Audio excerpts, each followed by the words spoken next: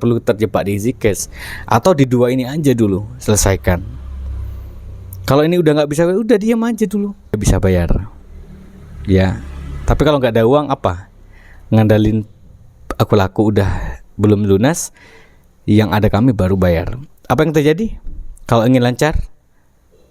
Berhenti atau lanjut? Nah, ini yang terjadi. Yang terjadi adalah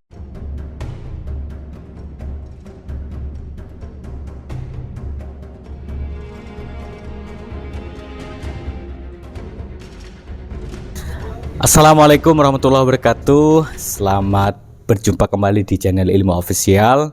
Dan saya ucapkan banyak terima kasih kepada teman-teman yang masih aktif memberikan komentar, like, bahkan juga mengikuti channel ini. Dan buat kalian yang baru masuk di channel ini, salam kenal dari saya Mas Fai, pengisi channel Ilmu Official. Dan tentu tujuan dari channel ini saya bangun di 2 bulan ini khusus tema-tema berkaitan dengan keuangan, yang tentunya adalah pembahasan soal yang lagi rame, yaitu persoalan judol dan pinjol. Dan tentu untuk kali ini saya ingin memberikan sedikit pandangan dari saya pribadi sebagai orang yang juga pernah bekerja di perbankan, dan tentu tidak jauh berbeda lah bagaimana sistem pekerjaan yang ada di platform pinjaman online. Dan platform pinjaman online seperti yang sudah saya jelaskan bahwa dia sebagai marketplace bahasa saya, atau sebagai platform perantara saja, di mana platform ini mempertemukan kalian dengan peminjam atau pemberi dana kepada kalian sebagai peminjam. Jadi kalau di koperasi atau bank ada istilah simpan pinjam, kalau di platform pinjol adanya adalah pinjam meminjam. Jadi platform dapat pinjaman, dipinjamkan kembali kayak gitu. Atau platform jadi perantara saja, mempertemukan dengan skema channeling kah, skema apapun lah, dari bank sebagai pendana terhadap kalian sebagai nasabah atau peminjam. Istilahnya kalau di dalam platform disebut borrower atau lender. Jadi lender sebagai pendana, borrower sebagai peminjam. Nah, posisi pemerintah di mana? Posisi pemerintah di tengah. Dia melindungi dua sisi. Melindungi pengusaha dengan cara memberikan aturan melalui otoritas jasa keuangan, juga melindungi nasabah sebagai konsumen melalui apa? Melalui hak konsumen, melalui kewajiban dan segala macam. Nah, kita misalnya ambil contoh nih, sekarang ada salah satu klien misalnya yang memberikan curhat, dia kemudian macet atau tidak bisa membayar angsuran kembali di aku laku pay letter. Kemudian biasanya dia lancar karena ada pendapatan yang berkurang dan ada cash.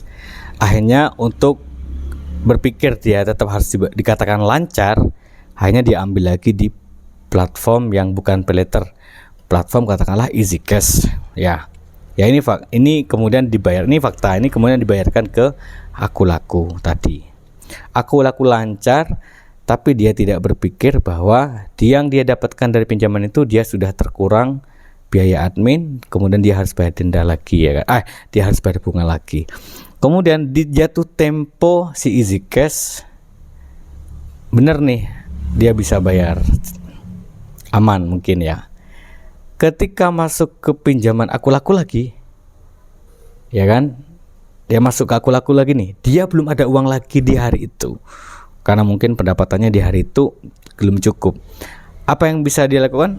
Nggak mungkin ya dong ambil di cash lagi, karena baru bayar satu angsuran, ya kan?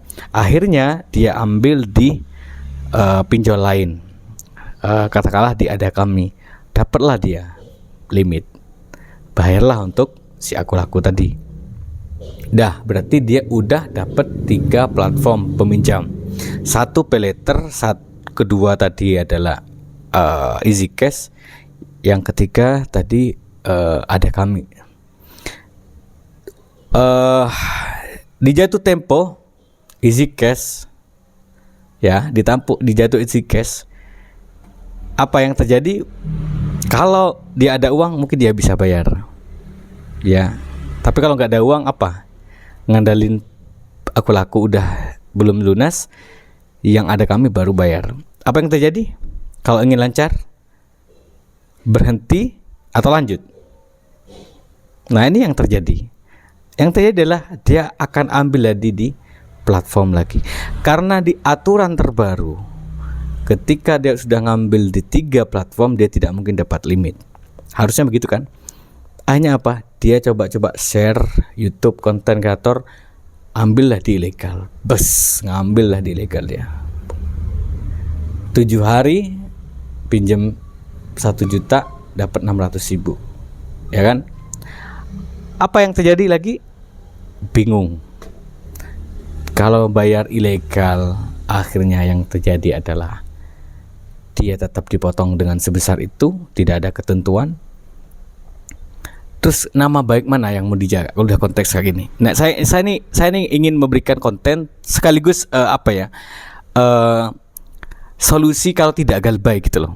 Jadi ini kan ada yang kemudian tidak setuju dengan pendapat saya bahwa galbay itu bukan solusi, dia justru adalah tindakan yang buruk katanya. Padahal dari kasus tadi itu ya, harusnya sebelum dia memutuskan ambil dada kami di 2 aplikasi tadi, harusnya dia udah pasrah pada keadaan. Jadi di tanggal aku laku jatuh tempo, di tanggal aku laku pay letter jatuh tempo, dia gak perlu ambil uang lagi. Dan di easy cash tadi dia juga tidak perlu lagi ambil uang lagi, tidak perlu terjebak di easy cash. Atau di 2 ini aja dulu selesaikan. Kalau ini udah nggak bisa, udah diam aja dulu, ya kan? Tapi kan rugi mas, bunga jalan. Nah itu juga yang jadikan faktor kalian ingin bayar. Dianggap bagi kalian ngambil di pinjol lain, ya ini spekulasinya, ngambil di pinjol lain itu lebih baik daripada membiarkan bunga berkembang. Dan ini masih terjadi sampai sekarang, pemikiran-pemikiran seperti itu. Padahal jelas kita nggak tahu bahwa ketika dia pasrah pada keadaan, 3 hari lagi dia dapat uang. Serba sama-sama nggak ada yang tahu. Seandainya dia tidak banyak terjebak dengan berbagai macam pinjol, gara-gara ulah pikirannya sendiri, dia tidak mungkin separah ini masalahnya gitu loh. Nah, karena itulah kemudian gagal bayar itu sesuai dengan yang saya definisikan adalah situasi di mana itu menjadi solusi untuk tidak terjebak lagi di konteks gali lubang dan tutup lubang. Begitu sahabat ilmu, sahabat-sahabatku semuanya. Karena itu aja dari saya. Terima kasih. Assalamualaikum warahmatullahi wabarakatuh.